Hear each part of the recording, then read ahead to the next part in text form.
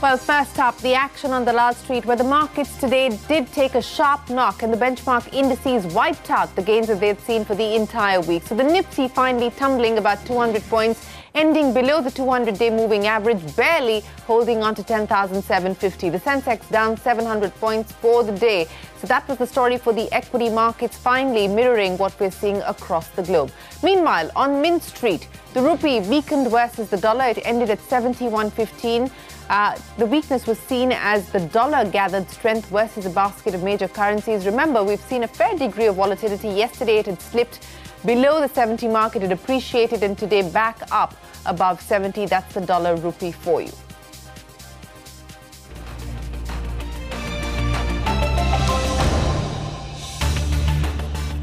माननीय सभापति जी,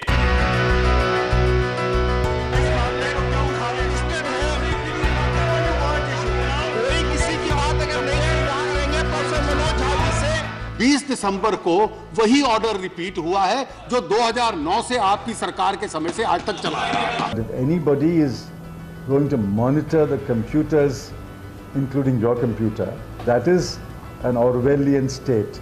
George Orwell is round the corner. Now, a structured notification has been issued by defined Government of India authorities who have to undertake this task only with the approval of Home Secretary. ये भारत को police state बन जाएगी, ये स्वीकार्य नहीं है. There is a thing J for Jaitley and J for Jhoot. Mr. Jaitley is misleading the nation. कृपया नारे न लगाएं, अपनी जगह पर जाएं. Well, a one-page notification by the Home Ministry has sparked a political controversy. The government has authorized 10 government agencies to intercept, monitor or decrypt any information in any computer. Now, according to the notification, the subscriber or service provider or any person in charge of the computer resource is bound to extend all facilities and technical assistance to these agencies. With the opposition raising the storm in Parliament, accusing the government of snooping and playing Big Brother, the Home Ministry has issued a clarification. It said that the order is in accordance with the rules framed in 2009 by the then UPA government. It went on to say that no new powers have been conferred on any agency. Now, let's keep the politics aside. Does this order infringe the Supreme Court's 2017 verdict, where a 9-judge bench unanimously ruled that privacy is a fundamental right? And how do we balance privacy with national security? And what are the key differences, really, between the 2009 notification and the current order? What is the fuss really about? Well, joining us today, a panel of experts and politicians to discuss exactly that. Joining us from the BJP spokesperson, Narendra Taneja, Mahua Moitra of the Trinamool Congress, ML Sharma, former special director of the CBI, Gopal Sankar Narayanan, advocate. Ladies and gentlemen, appreciate you joining us here on the program. Also with us, Congress spokesperson Sanjay Jha. We'll also be joined by others shortly. Mr. Taneja, if I could start by asking you, the government, through the Finance Minister, Mr. Jaitley, through the Law Minister, Mr. Ravi Shankar Prasad, through the clarification that is coming from the Ministry of Home Affairs, says that no new powers have been conferred, that this notification issued by the government, by the Ministry of Home Affairs on the 20th of December 2018 is merely a reiteration of the UPA orders of 2009, and there is nothing new, so why make a big fuss about it? The question then is, what was the need for this notification, sir? Yeah, very good question, very easy answer. The need was just to make it very clear that only these 10 central agencies, you see in 2009 that the change that Congress party brought about, there was ambiguity. It was not very clear. The idea was to make it very clear, to bring transparency, absolute transparency, that only these 10 agencies, others are excluded. For instance, Delhi police can, because Delhi is the national capital. Mumbai police can't, or Bhopal police can't, or Calcutta police can't. So to bring the clarity and absolute transparency, there is nothing new in it. It's the same what was brought in by the Congress party in 2009. All that we have done is to bring further transparency and make everything absolutely clear. May I ask you, sir? as you point out, that this was something that was brought out in 2009. I'm holding the Gazette notification of 2009 in my hands, sir, where there are details on who the competent authority is, whether at the central level or at the state level. It also has details on who can actually encrypt, in manner in which this decryption, etc., can be carried forward, the remedial measures and so on and so forth. But without getting into that, why, sir, has it been necessary for the government to put out this notification on the 20th of December 2018 when this Gazette notification was issued in 2009? No, you see, if you look at the security environment in the country, in the world for that matter, has changed. You know, if you think the security environment today is the same what it was 10 years ago, then we are refusing to accept and acknowledge the reality. The fact is the Congress did that after 26/11. One second, sir. No, one second, sir. Let's... Mr. Taneja, just 1 second. I don't want to make this about the BJP or the Congress. These are matters that concern the country. So let's stick to the substance and the subject on hand. My question is very simple. As I said, that the Gazette notification of 2009 very categorically states authorization of agency of government, the competent authority, which is the Ministry of Home Affairs at the centre, and the Secretary in charge of Home at the state level may authorize an agency of the government to intercept, monitor or decrypt information generated, transmitted, received or stored in any computer resource for the purpose specified in subsection 1 of section 69 of the Act. Now, it's all there already as part of the Gazette notification of 2009. So my question to you is, what was the requirement for this notification, which your own claim is doesn't confer any new powers? No, absolutely. You are right. And I'm not making it BJP Congress. National security is above all these things. This is, as I said, this is only to bring clarity. That means except for these 10 national agencies, others are excluded.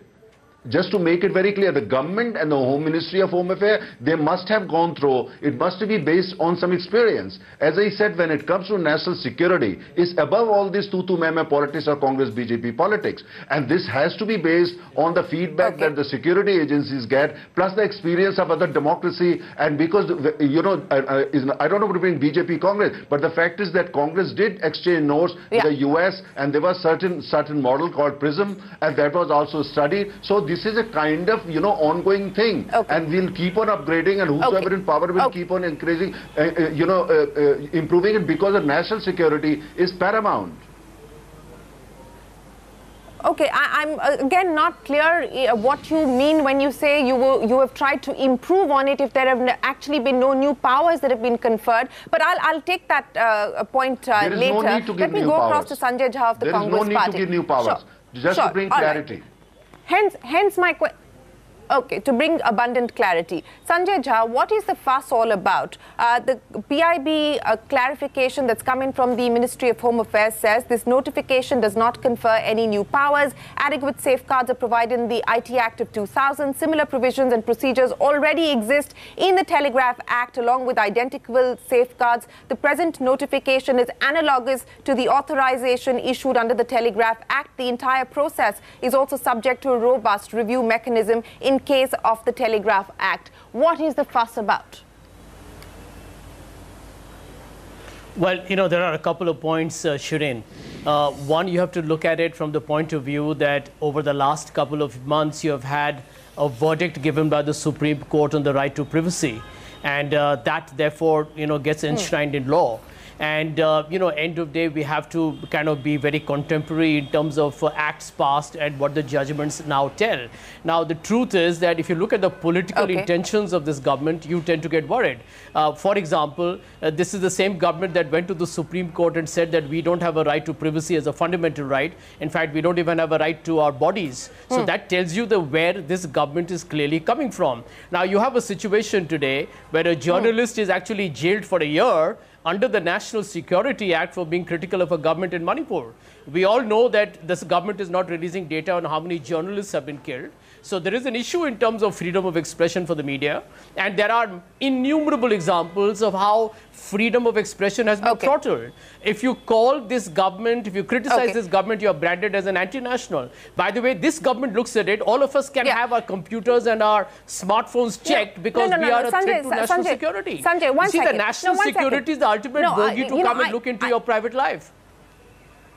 Well, that has been used by previous governments, including yours as well. So let's not go down that road. The question I'm trying to ask is very simple, Sanjay Jha, that on the basis of the clarification that has been issued by the Ministry of Home Affairs as well as by various ministers of the government of India, is there now reason to say that there is a drastic difference between the notification of 2009 and what has been put out by the Ministry of Home Affairs as of last night? Absolutely, or any difference because at all? let me tell you very categorically here. Well, let me tell you very categorically here. If you read the government notice today, now let me tell you, look at the timing. You know, the government has just lost, or rather the political party in part has just lost several elections. And, you know, you tend to get worried as to how they are going to employ the agencies that they have listed to actually look into, you know, political opponents. But they already could. Business houses, NGOs, but Sanjay, my question media, is, anybody. No, but Sanjay, my question though is that they were well within their rights to do that anyway because of the 2009 notification. So they didn't require the 20th of December 2018 notification to do that. They could anyway do that as per the 2009 notification. Well, let me tell you, that law that was passed had the support of the Bharatiya Janata Party as well. Now, the question that we are coming to, there are many things that are there in law. It's a government that has to exercise its political will to see whether some of them need to be enforced and when and why. Is it necessary? And I think you need to look into these motivations. Right. What are the manifestations of this kind of messaging that the government is sending out? You know, if there is fear in this country, it's totally legitimate. Because even an ordinary person today is worried if he's critical of this government on a WhatsApp or a Twitter or a Facebook because of the kind of consequences they can face through an FIR, defamation notice, etc. But here you have 10 agencies who have been given a free license to come and not just look at your current mail, but go to your historical data. They can pull out your photographs, your videos, everything. That wouldn't be fair.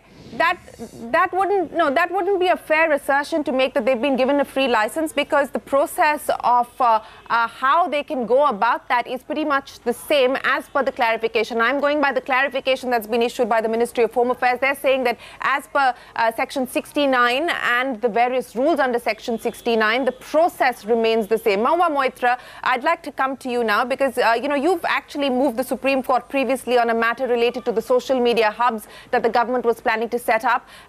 Your party chief, Mamata Banerjee, has been tweeting about this issue as well. In light of the clarification issued by the government, do you feel adequately addressed? Are your concerns adequately addressed?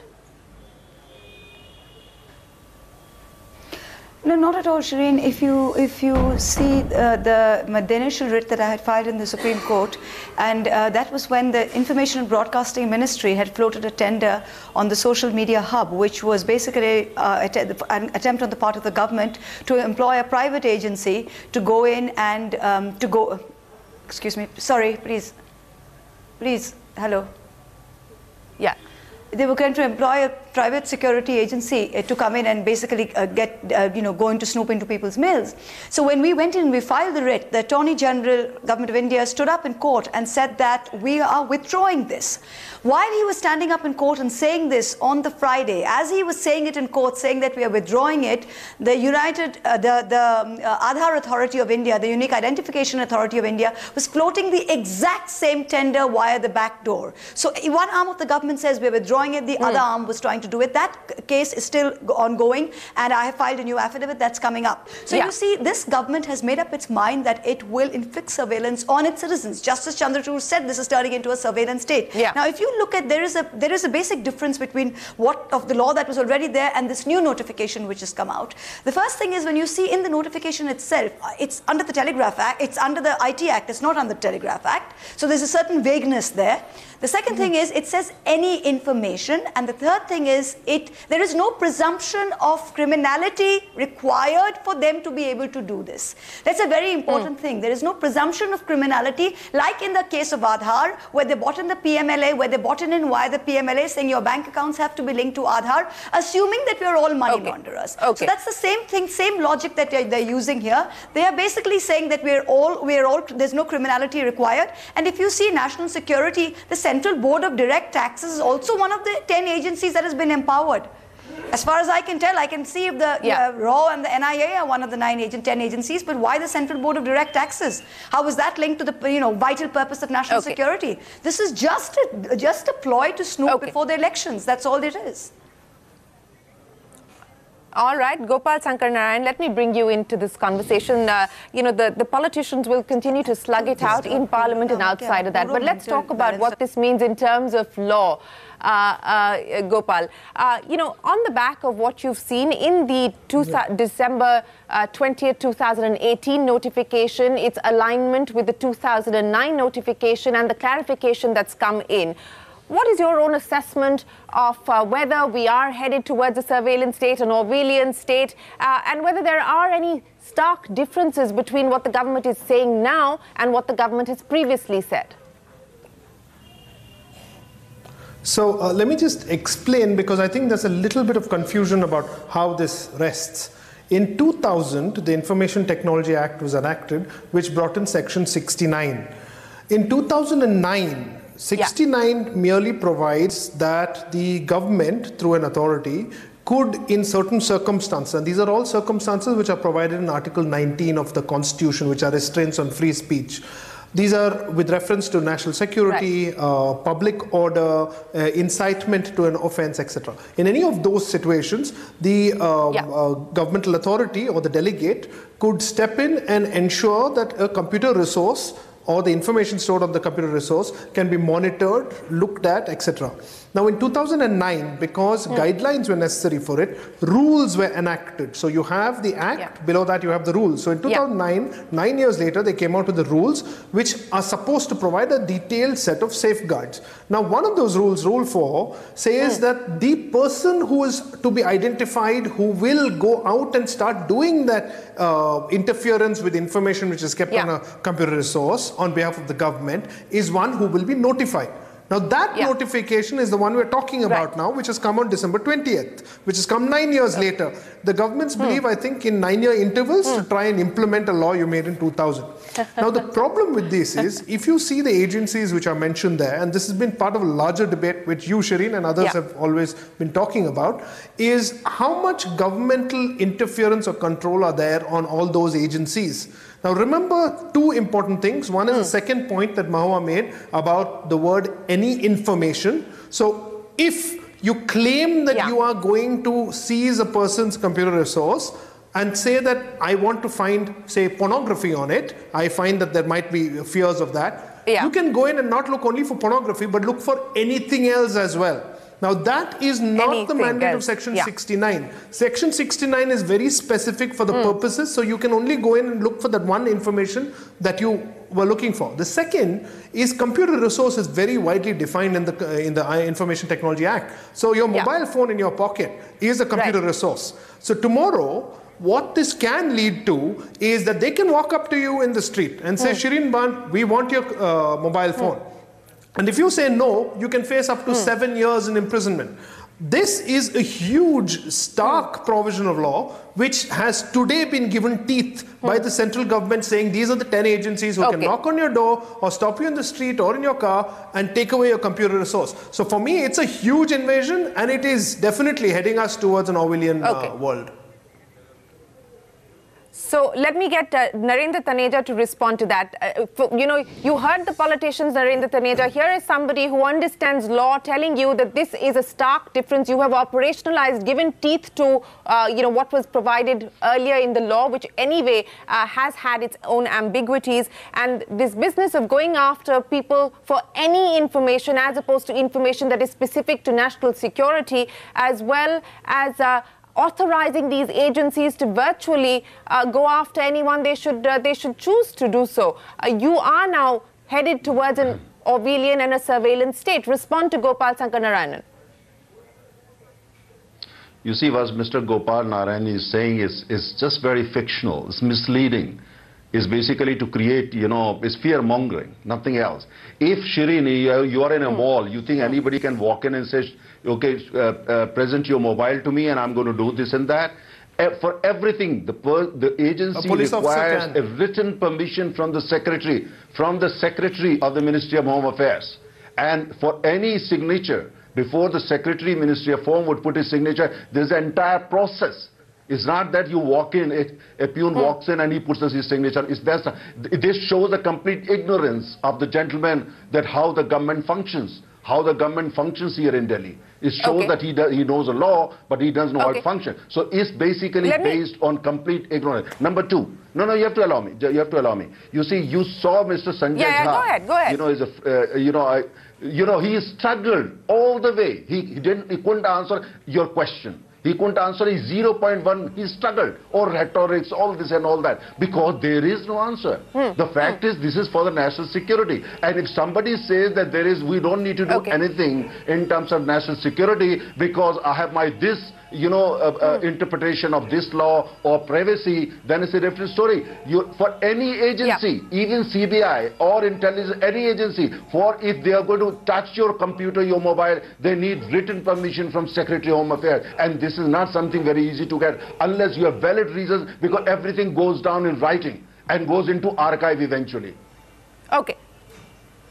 All right, let me get Gopal to respond to that. Gopal, respond to the point that's being made there by Narendra Taneja. And I also want to go back to what the notification says, and I'm talking about the 2009 notification. Directions for interception or monitoring or decryption of any information. No person will carry out interception or monitoring or decryption of any information generated, transmitted, received or stored in any computer resource under subsection 2 of section 69 of the Act, except by an order issued by the competent authority, which again, as we pointed out, it's either the MHA, the Home Secretary, or the Secretary in charge in case of a state government and a union territory. Yes. Now, those are the rules which they have laid down in 2009. These rules which are laid down will not in any way interfere with the powers of search and seizure that police authorities have under the Code of Criminal Procedure. Right? Okay.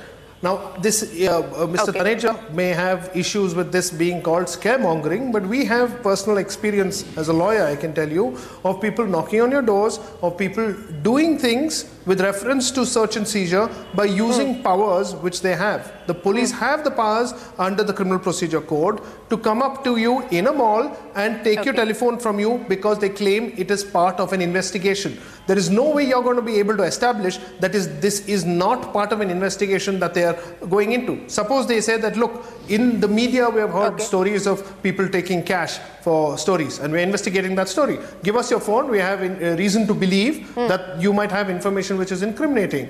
Is Mr. Taneja saying that that cannot be done under the law? I'd be quite surprised.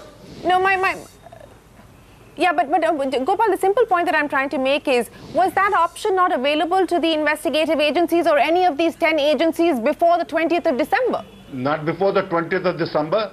Not before the 20th of December. Radia tapes. Have you forgotten Radia tapes? No, Mr. Taneja, let me get Gopal to respond to that. Gopal, go ahead. Shireen, can I come in, please? Yes. Yeah, I'll give you a chance, Sanjay. Just 1 second. Yeah, available. Yes.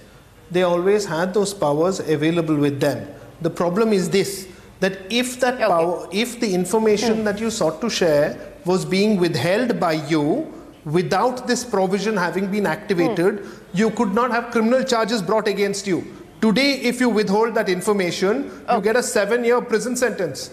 Is it fair for me, in exercise of my right to privacy, to stop the police officer and say, wait a minute, if you don't have a warrant or if you don't have anything which is in writing, which is legally provided to me, I have no reason to give you the specific piece of information that you want.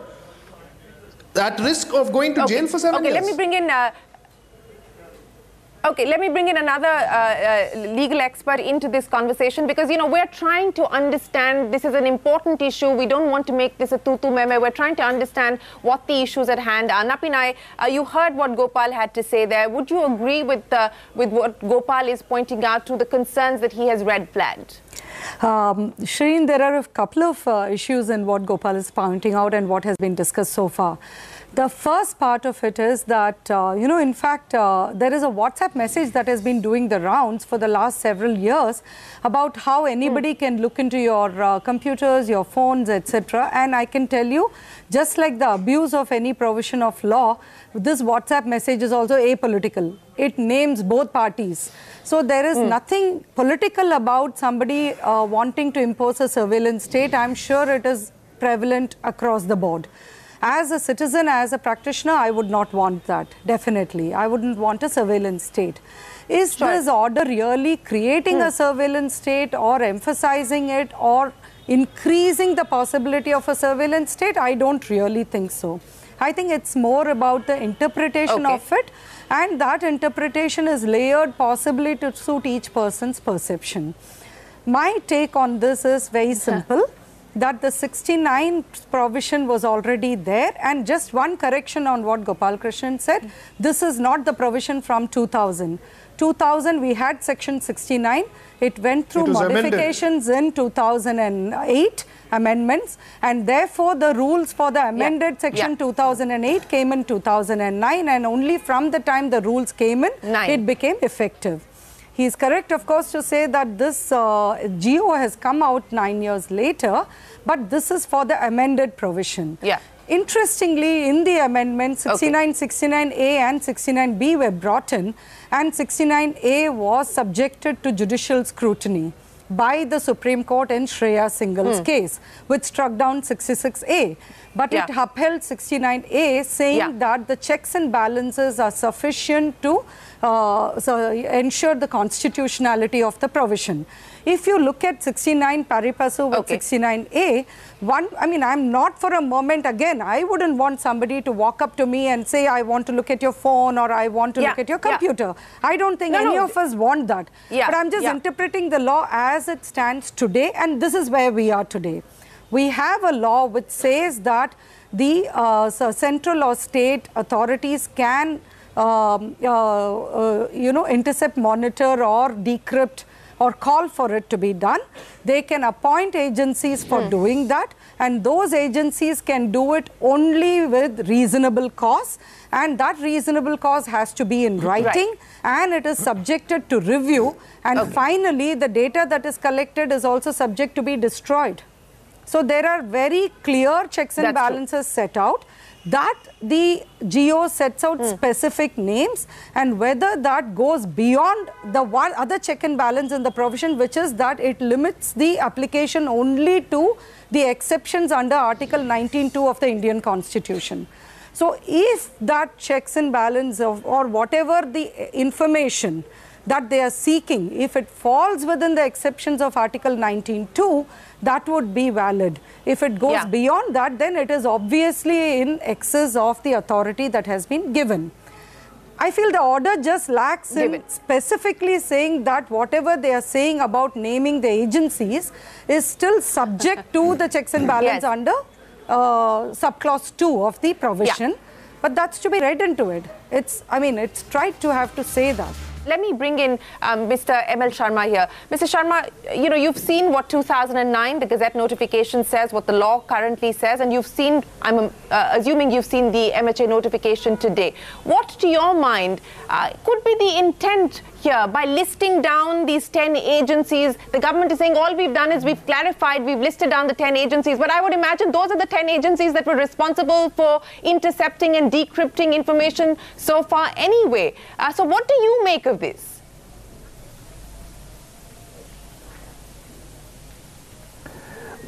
See, the correct legal position has been stated by some of my previous speakers, but I'd like to summarize it in few words. One, Section 69 was amended in 2009, and two, rules were framed thereunder for interception, encryption, etc., etc. So it's not a new thing. Number two, this interception, encryption of computer resource can be made only for 5 specific purposes. One, sovereignty and integrity of India, defense of India, security of state, friendly relations, foreign states, public order, and prevention of crime. These are the only areas which can be targeted under this law, not otherwise. So some of the speakers I was saying that your private conversation can be tapped in. No, it's not there. Now, important thing is that the rules which have been framed, they are totally, and I emphasize this word, totally in line with the Supreme Court order which was passed in the 1990s in regard to the Indian Telegraph Act, which means that these rules provide for the constitution of review committees, and these review committees have been empowered to cancel the orders of the intercepting authority if they are found to be unlawful within and all this interceptions information has to put up within 2 months. The orders can be set aside if they are not in line with the purposes of the act, and then records have to be destroyed within 6 months' time. So all these procedural safeguards are there. Now, I want to go back to this Indian Telegraph Act 1885. Its constitutional validity was tested by the Supreme Court many years back, early 1990s, and it was upheld subject to certain procedural safeguards. So same very procedural safeguards have been incorporated in the rules framed under the IT Act 2000. So therefore, to say that it will violate privacy and that it will create a surveillance state, to my mind, it's not very appealing. And I for one would think that in the interest of national security, all that is required needs to be done. Other democratic countries, they have more stronger interception laws than this one which we are talking about. So this is my understanding of the whole situation. Okay, all right. Okay, Tathagat Satpathy, let me bring you in as well. As a member of parliament, yes, just very quickly, in exactly 30 seconds, and then I'll go across to Mr. Satpathy. Go ahead. The amendment that was made in 2009 to the Act brought in the phrase investigation of offences. Now, when you bring in investigation of offences, the excuse that all governments always give is national security, they keep singing that song. And that's actually what the Supreme Court also talked about when they provided safeguards in 1996 in the PUCL case that was referred to. But when you say investigation of offences, and let me just point out that in 2009, there was no debate on this amendment that came in. So all parties are complicit in allowing this provision of law to come in. And without that debate, when you say investigation of offences, you can do this, that's where the problem is. That means any FIR that is registered, you can start off an investigation there, no matter where that information came from on the basis of which you registered the FIR, and you can give this its full flow with reference to going after individuals and getting their computer resources. No, you're absolutely right, Gopal. The limited point that I'm trying to make is that that has been the case till the 20th of December 2018, and that will continue to be the case post-December 20th, 2018. That's a limited point. But let me go across to Tathagat Satpathy. Mr. Satpathy, you've been listening in on the conversation. You're a member of parliament, sir. As Gopal and Napinai and Sanjay Jha himself pointed out, both the BJP and the Congress and other parties were together in passing these amendments. Is this more to do with perception as opposed to reality, the opposition that we're seeing today to the notification that's coming from the MHA? See, I would like to give an allegory. Suppose there is a pond, it has water, it has hyacinth on top, it has fish inside, and deep below it has also a lot of muck and mud. Now, you as a human being, you can either bathe in the water, you can go fishing, get some fish and feed your family, or you can go deep down and pick up all the mud. So all these rules did exist during the past governments. I am not denying that. Maybe they did exist. But how come at this particular time, when the 16th Lok Sabha is in the twilight days, it is ending, how come the desperation is showing up so much that the government is only picking up the dirt and the mud and the filth which is at the bottom? And somebody earlier mentioned about Maoist literature being found. I don't know what context it was because I came in halfway. If you actually look at my bookcase also, I have the little red book of Mao Zedong. So I don't read some Hindi Maoist literature, but I have read the red book a few times. Maybe I could be booked in for that.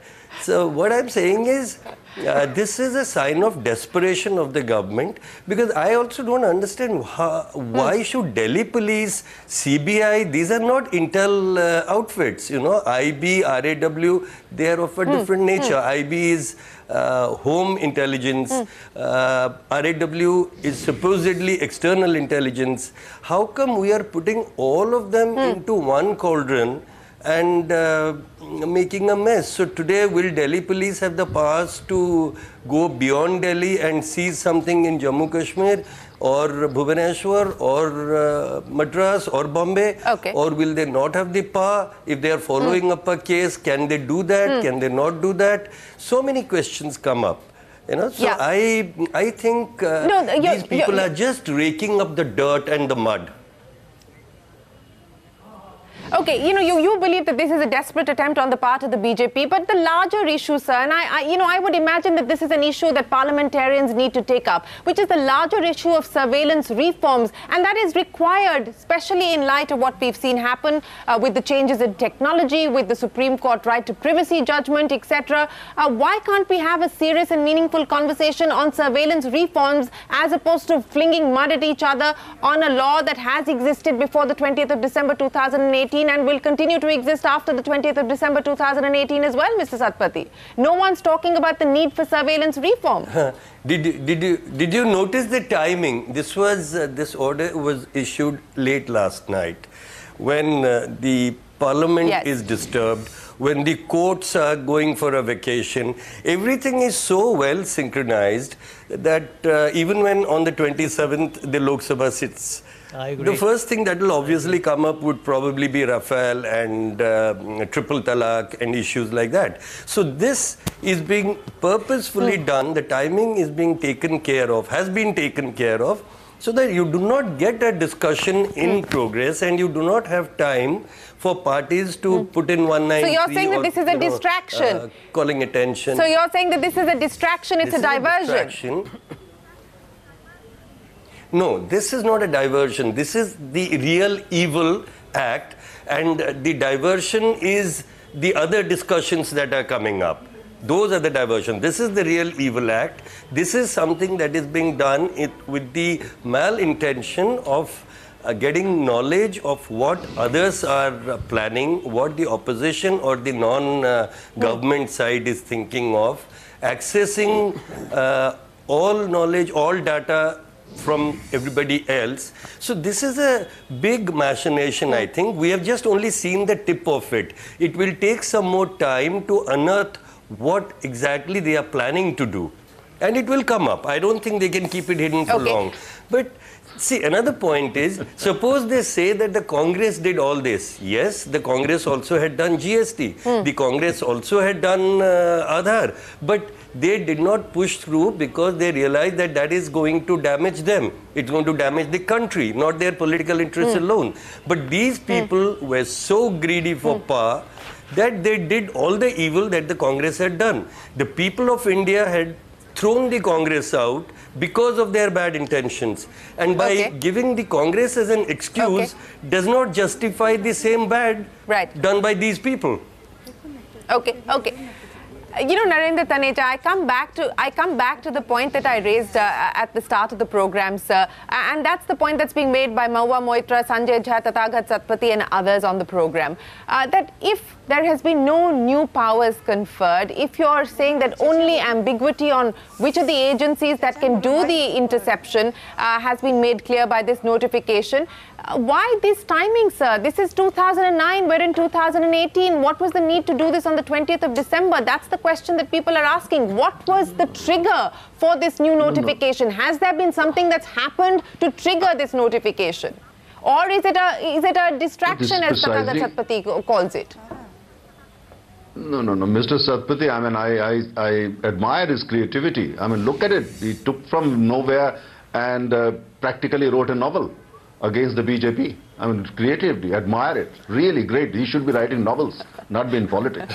Now the question is that, what has changed? With identifying these 10 agencies, now I asked Mr. Satpathy, please explain, forget about, don't show me your creativity in writing, fiction. Show me what has changed.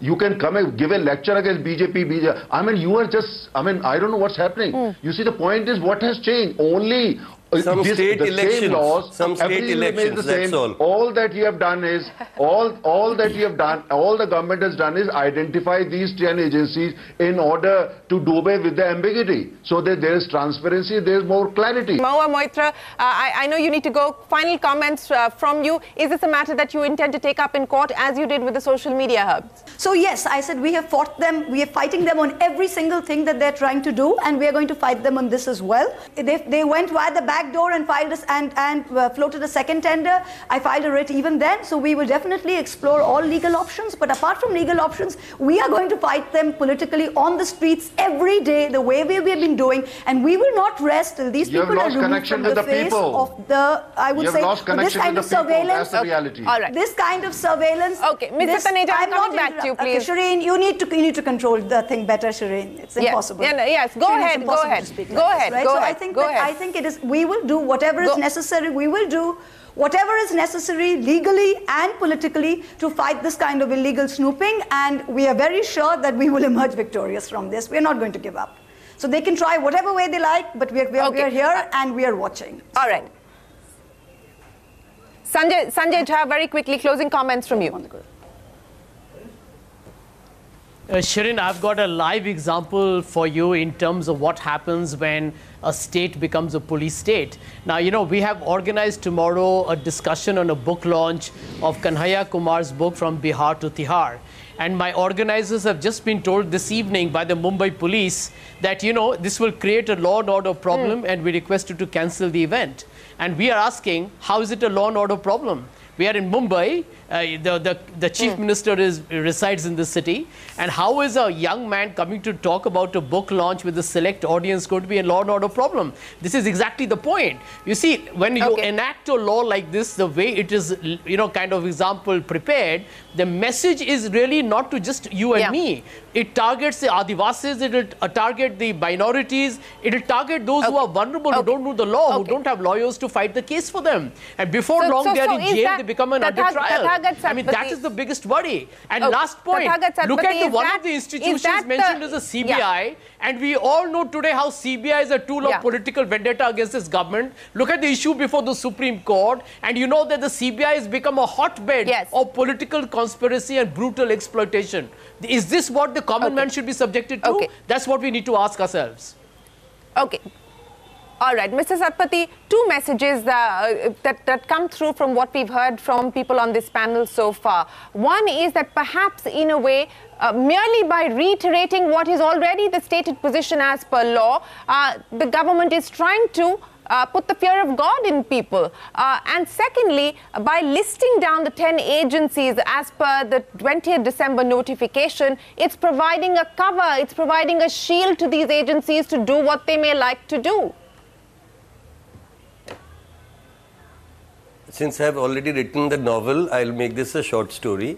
The issue is, why do you suddenly need national security, and suddenly what is the problem that has come up?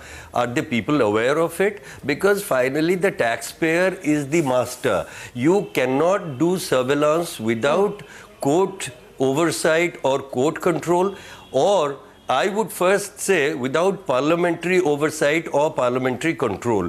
When you let that kind of a surveillance happen, you would also know what had happened to the FBI during J. Edgar Hoover.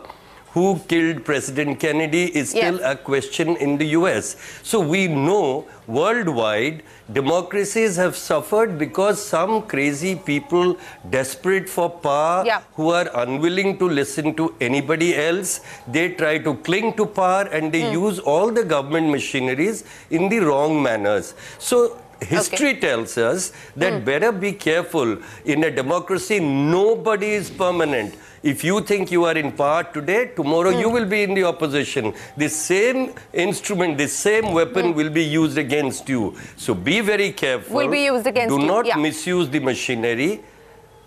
Yes, and do not misuse it, and be very careful not to use it against the citizen, because the citizen is the one who's paying the money for all these employees, the government employees, who will be snooping on the citizens. So you cannot use the taxpayers' money to damage the taxpayer. This is my line. Gopal, since you believe that what has been operationalized by the government by way of this notification on the 20th of December is a move towards a surveillance state, to an Orwellian state, the question that I'm trying to ask you, by putting down these 10 agencies, and they may very well have been doing the interception and the tapping and the snooping all these years, but by putting them down as part of this notification, do they now get the cover and the shield to go ahead and do as they would like? Yeah, so to answer, Shireen, your question, which I think you've been posing throughout the show, I feel the reason for this sudden notification of 10 agencies is this. Outside of the US and Russia, more requests have been made by the Indian government to social media intermediaries like Facebook, Twitter, etc. In the whole world, India is at number 3 with the number of requests made. Now, many of these agencies have been fobbing off and rejecting the requests, claiming that it doesn't have a lawful backing and that their terms of use don't allow them to share this kind of information.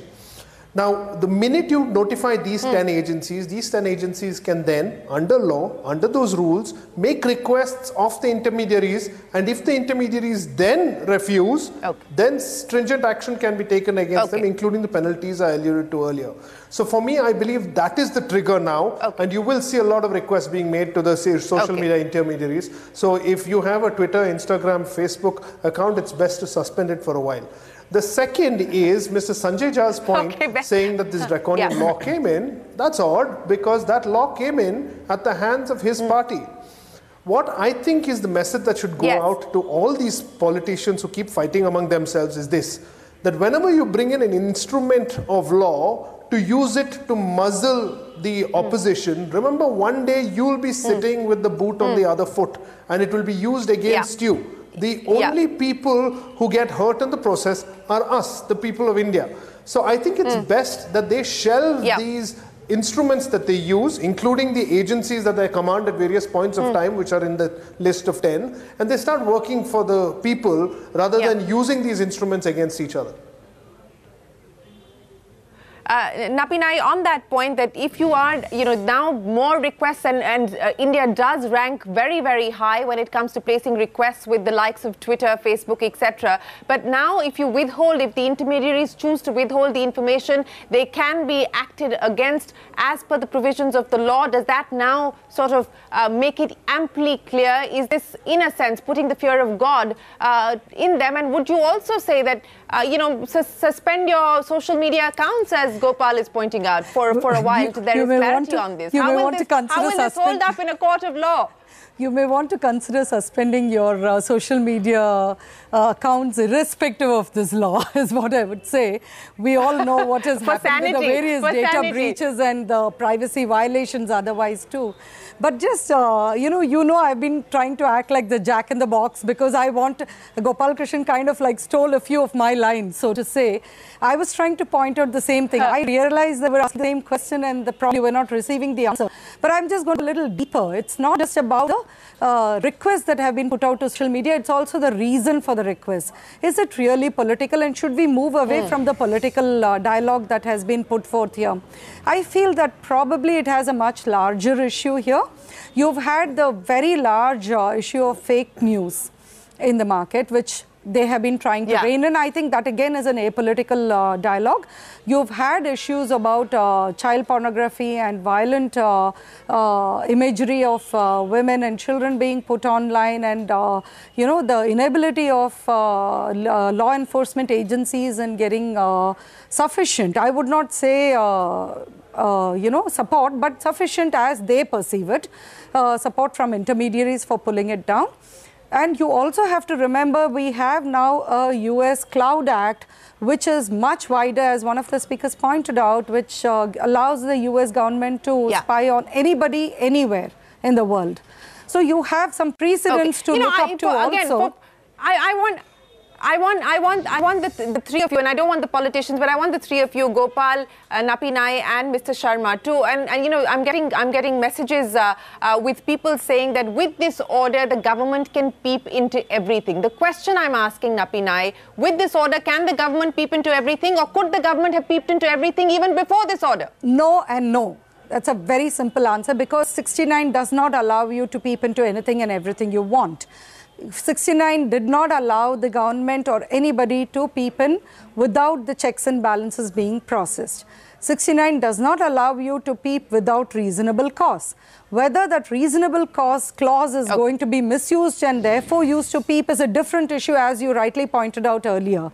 But to say that my right to privacy stands violated, my right to privacy stands diluted because of this GO, I think is taking it too far. Where I think there may be a cause for concern is the listing of the agencies and, you know, that being treated as if it is some kind of an exhaustive list. I think that cannot really be the interpretation. 69(1) clearly sets out two different kinds of agencies there. One is, of course, as you pointed out, the Secretary or Ministry of Home, who is supposed to be the oversight authority here. And two is the agency which can be authorized to actually carry out the interception and monitoring. So here it appears that they seem to have named 10 people to say, look, they can do that. It's a blanket order with respect to those. That doesn't mean the Commissioner of Bombay cannot do this.